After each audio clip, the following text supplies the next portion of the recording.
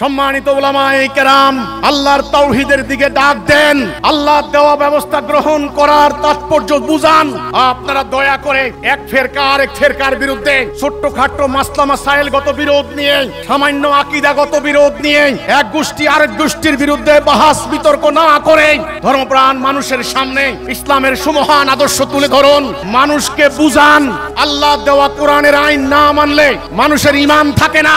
আজকে আমরা বিরাট বিরাট সম্মেলন করি, অমুককে কাফের ঘোষণা করতে হবে, অমুককে অমুসলিম ঘোষণা করতে হবে। ভাইরা আমার, আলেমরা নিশ্চয়ই জানেন আল্লাহ কোরআনে বলেছেন, যারা আল্লাহর কোরআনের আইন দ্বারা বিচার করে না তারা কাফের। আজকে আমাদের এই 18 কোটি মানুষ, আমাদের 92% মুসলমান, আমরা মানবো আল্লাহর আইন। আমাদের আদালতে বিচার হবে আল্লাহর আইনে।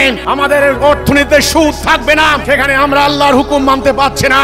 এই ধাপ্পাবাজের রাজনীতি আমাদেরকে ধ্বংস করে দিয়েছে।